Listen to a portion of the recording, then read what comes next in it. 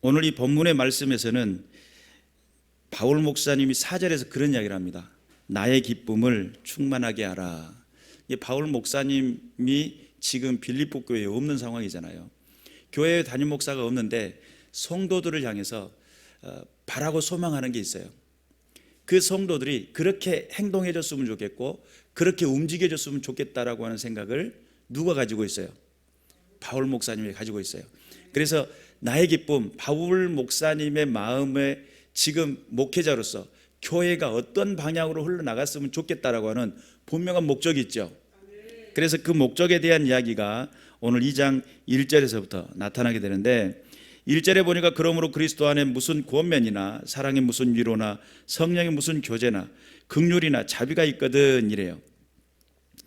이게 지금 그 개혁 개정 성경을 통해서 보면 이게 도대체 뭔 말을 하는 거야? 이게 좀 헷갈리잖아요. 그래서 이제 다른 번역으로 된 성경을 제가 한번 읽어드릴게요. 그리스도를 믿는 것이 여러분에게 힘이 되고 있습니까? 그리스도의 사랑으로 위로를 받고 있습니까? 성령 안에서 서로 교제하며 친절과 동정을 베풀고 있습니까? 라고 하는 거예요. 쉽게 말하면 하나님으로부터 예수 그리스도로부터 받은 그 은혜에 내 삶에 힘이 되고 있냐 이 말이에요. 내가 정말 예수님 때문에 내가 힘이 되고 있나? 또 다른 측면에서 정말 그 예수 그리스도의 그 사랑이 너에게는 위로가 되고 있냐라고 하는 그런 질문이에요. 여러분 어떻습니까? 여러분 위로가 되고 계십니까? 그 예수 그리스도의 사랑을 생각하면 정말 위로가 된다 이런 느낌 받습니까? 또 여러분의 삶이 활력이 있고 내가 정말 하루의 삶의 이유, 삶의 존재의 가치를 내 삶의 이유에 대해서 분명히 깨닫고 예수님 때문에 내가 산다라고 하는 그런 이유를 발견하고 계신가요? 또 성령 안에 서로 교제하고 친절과 동정을 베풀고 있습니까? 라고 했어요. 내가 예수님 안에서 힘을 얻고 예수님 안에서 위로받은 내가 성령에 감동돼 가지고 성도 간에 서로 교제가 되고 있느냐 이 말이에요. 또 그 교제를 통해서 친절과 동정을, 여기서는 이제 개역 개정에서는 긍휼이라는 단어로 표현했는데 정말 긍휼한 마음을 가지고 서로 친절한 마음으로 서로 교제를 이루고 있느냐라고 하는 질문이에요.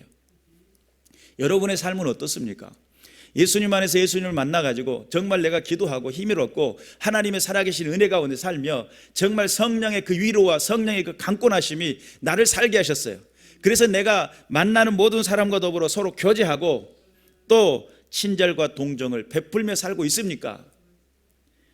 스스로 그래 나는 성령에 감동됐으며 성령의 하나님의 사람으로 살고 있어 라고 그렇게 고백하고 계신가요? 그러면 우리가 한 번쯤은 생각해 볼 말씀이 그 다음 절에 나옵니다.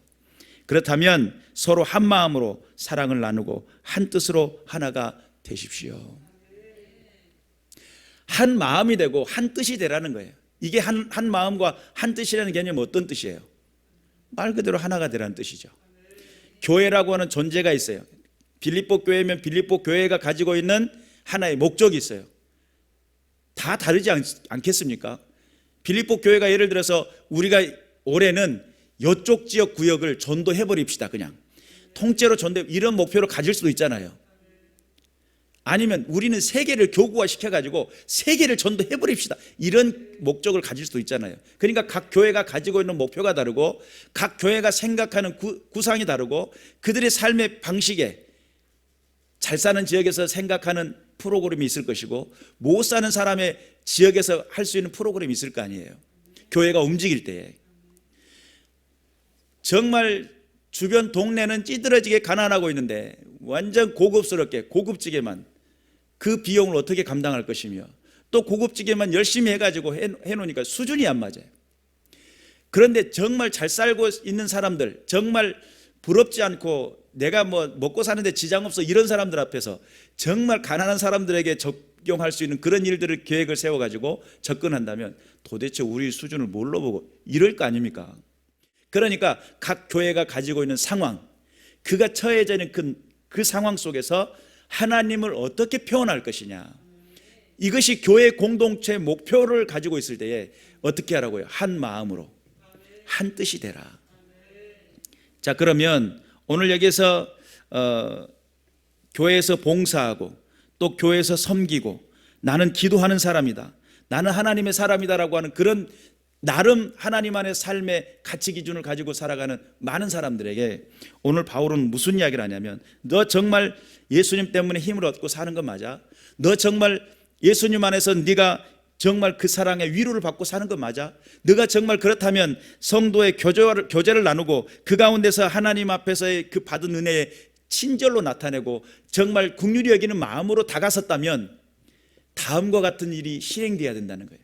한 마음과 한 뜻이 돼야 된다.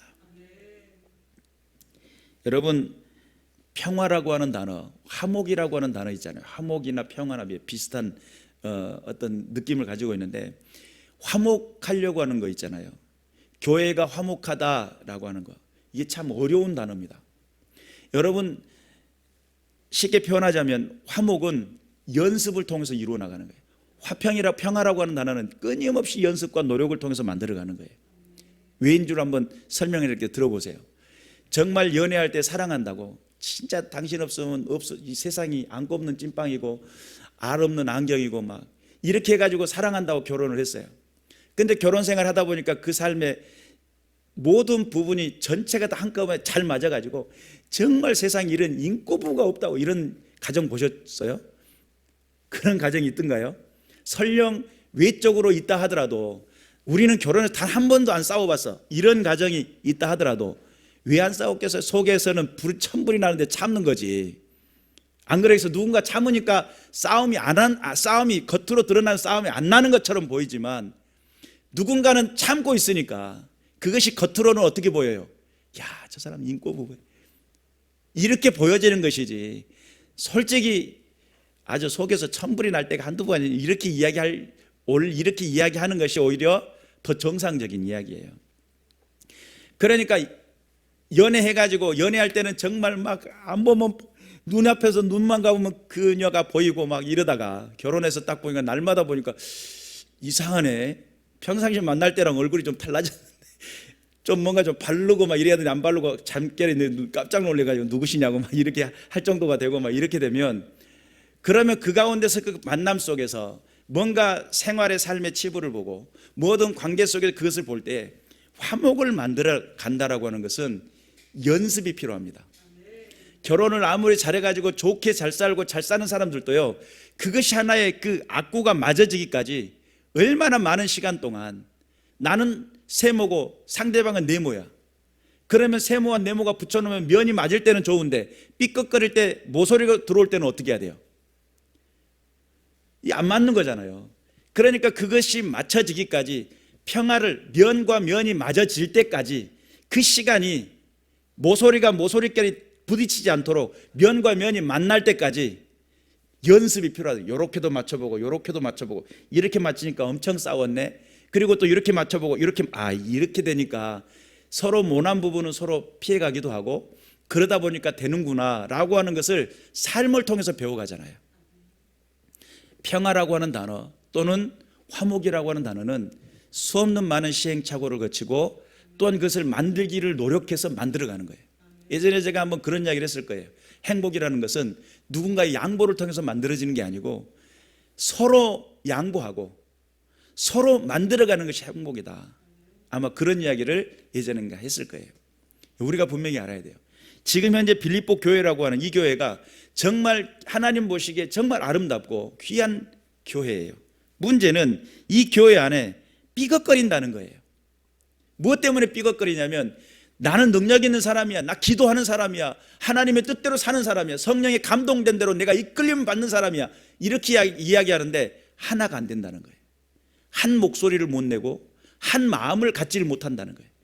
그러니까 바울 목사님이 보니까 영 아니거든요. 야, 너 정말 그리스도 안에서 힘을 얻고 있는 거 맞아? 이렇게 질문하는 거예요. 너 정말 하나님 안에서, 예수 그리스도 안에서 그 사랑의 위로를 받고 있는 거 맞아? 네가 성령의 충만함을 통해서 교제하는 사람이고, 네가 성령의 충만함 받아가지고 삶에 하나님 살아계심을 나타내는 사람 맞냐 이 말이야. 왜 그런데 하나가 되지 못해? 왜 자기 생각만 하는 거야? 라고 했을 때 2절의 말씀을 대변하고 있는 말씀이 3절입니다 3절 우리 다 같이 한번 읽어볼까요? 다 같이 시작. 아무 일에든지 다툼이나 허영으로 하지 말고 오직 겸손한 마음으로 각각 자기보다 남을 낮게 여기고. 이것은 이제 세번역으로 읽으면 이런 뜻이에요. 무슨 일을 할 때 이기적이거나 교만한 마음을 갖지 말고 겸손한 마음으로 나보다 다른 사람을 더 존중해 주십시오. 그 말의 의미는 무슨 뜻이에요? 존중하지 않는다는 거예요. 내가 기도 더 많이 하거든, 내가 더 하나님 앞에 봉사 더 많이 하거든, 그러면서 삐걱거린다는 거예요. 하나가 됩시다라고 하는데 나는 내가 성령 받으려 내 감동된 대로 내가 살면 됐지 굳이 그 하나 될 필요가 있냐고. 나도 성령 기도하면서 성령의 음성을 따라 사는 사람이요, 이렇게 이야기하고 하나님 앞에서 하나가 되지 못하고 있다는 거예요. 교회가 하나가 될 때 힘을 얻고 교회가 하나 될 때 능력을 발휘합니다. 그런데 교회가 하나가 되지 못하면 오늘날 가난한 성도들이 많이 생겨요. 가난한 성도가 무슨 성도들이에요? 가난한 성도가 안 나가 성도지. 유튜브로 해가지고 줌 대면하면서 방송을 하기 시작하니까 유튜브로 예배를 드리니까 참 좋더라, 참 은혜되더라, 그러면서 그렇게 해가지고 굳이 교회 나갈 필요 있냐, 이런 성도들이 생겨난다는 거예요. 나름 내가 기도 생활하고 있으니까, 나름 나는 하나님 앞에 잘 살고 있으니까 굳이 내가 그럴 필요 있겠네, 이런 분위기가 만들어져 가는 거예요. 그런데 성경은 무슨 이야기를 해요? 마지막 때가 될수록 더욱 모이기를 힘쓰라고 그러잖아요. 더욱더 어려워지는 세상이 되면 될수록 어떻게 하라고요? 성도들은요, 얼굴 보고 대면하고 대화해야만이 성도가 하나가 되고 그 가운데 성령의 같은 흐름 가운데 하나님이 하시고자 하는 그 계획을 이루셔요. 귀를 닫고 눈을 닫아버리잖아요. 하나가 될 수가 없어요. 같은 공동체에 있는 것 같지만 공동체 안에 포함되지 못하고요, 하나님의 뜻을 이루는 것 같지만 하나님께서 원하시는 하나, 한 마음, 한 뜻이라는 개념에서 벗어나기 시작해요. 그리고 유리하고 방황하는, 자기 만족을 쫓아, 그리고 오늘 이 본문의 말씀처럼 이기적이고 교만한 마음을 갖게 만드는, 나 은사 받았어, 나 성령의 충만 받았어, 내가 하나님의 뜻대로 사는 사람이야, 너만 기도해, 나도 기도해, 이렇게 하면서 어떤 마음이 생긴다는 거예요? 교만한 마음이 생긴다는 거예요. 이기적인 마음이 생긴다는 거예요. 하나님을 믿는 믿음의 백성들이 이기적인 생각을 갖기 시작하잖아요. 그러면 전부 다 하나님의 뜻대로 순응하고 순종하는 연습이 안 되고 불순종하고 불평하는 성도들이 됩니다. 여러분, 불평이라는 것은 어디로 연결됐다고 그랬어요? 제가 불평은 어디로 연결됐다고 그랬어요? 무저갱에 연결됐다고 그랬잖아요. 이것이 불평이 언제부터 시작을 했어요? 아담이 범죄하기 시작할 때부터서 불평을 했어요. 그리고 원망을 합니다. 그리고 또 뭐가 나와요? 탓을 해요.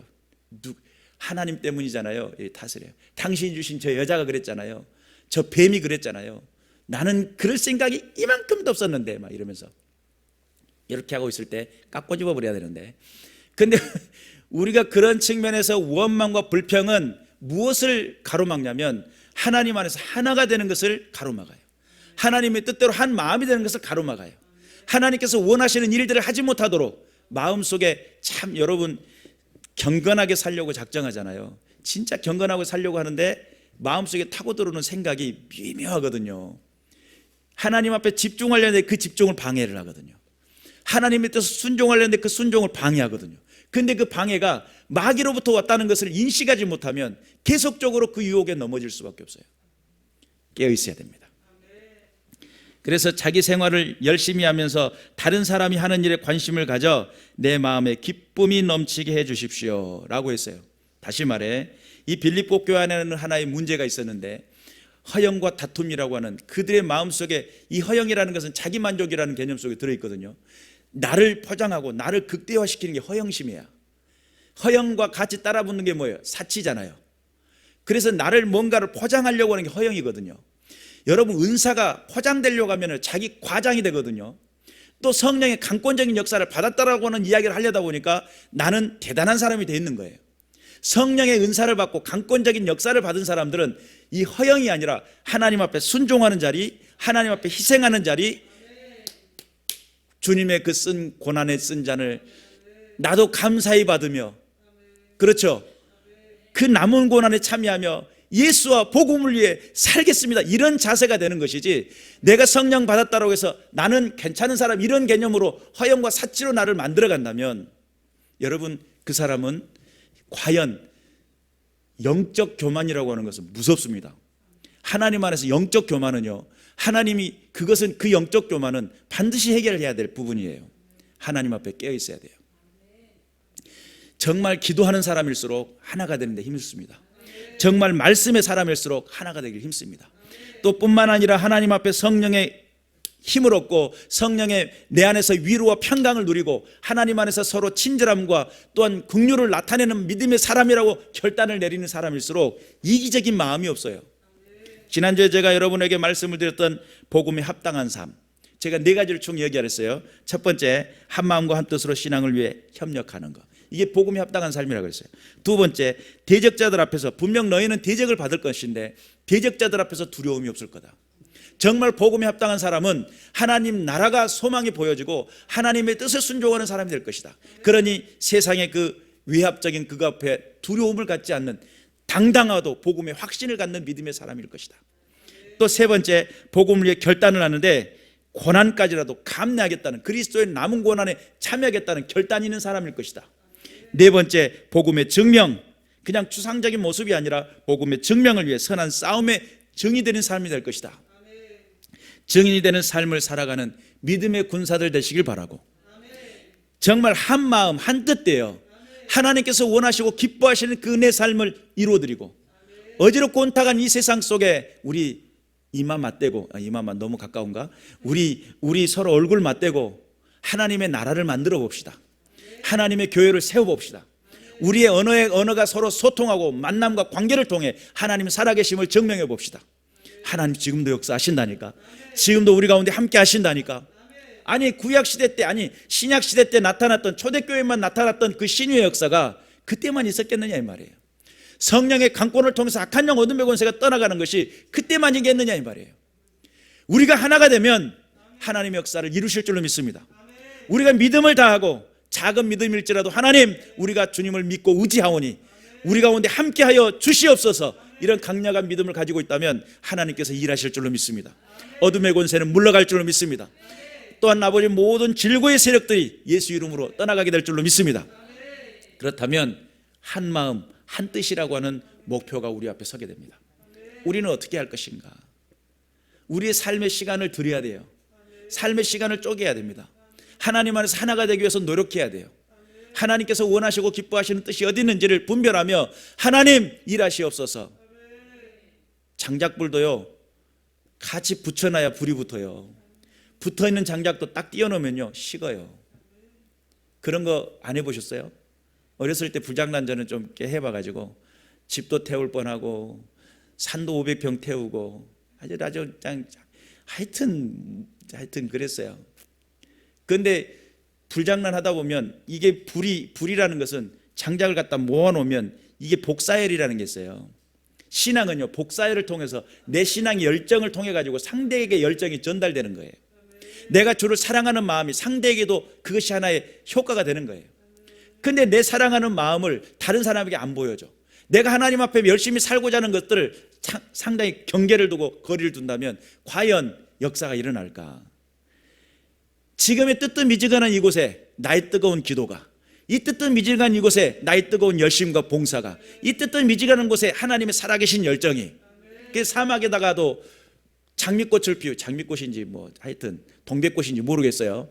일단 사막에서라도 꽃을 피울 수 있는 믿음의 군사들이 돼야 되는데, 환경 탓하고 조건 따지고 이래서니 안 되고 저러니까 안 되고 이런 여러 가지 많은 것들을 생각하다 보면 어느 세월에 어느 경점에 하나님의 영광을 살 수 있겠느냐. 우리가 하나님 앞에 조금 더 경성하는 마음, 주님 앞에 서고자 하는 두려운 마음, 그것이 좋은 교회 안에서도 또 여러분의 성도들의 심령 안에서도 하나님 앞에 서고자 하는 그 간절한 믿음이 하나님 앞에서의 내 삶을 결단하게 하고 주께서 원하시고 기뻐하시는 은혜의 삶을 살 수 있도록 하나님 나를 도와주세요. 하나님 우리 이 공동체를 도와주세요. 하나님 주의 말씀 앞에 더욱더 든든히 설 수 있도록 힘을 실어 주옵소서. 성령님 임재하여 주옵소서. 그리고 우리가 만나서 이야기하다 보면 내가 생각했던 것과 상대가 생각하는 것과 서로 교제하고 서로 나누다 보면 더 발전적인 것을 해야 되는데 하나님 앞에 기도하고 주의 영광을 드러낼 수 있도록 우리가 주님께서 원하시고 기뻐하시는 일들을 감당하는 믿음의 군사들 되시기를 주님의 이름으로 축원합니다. 기도하겠습니다.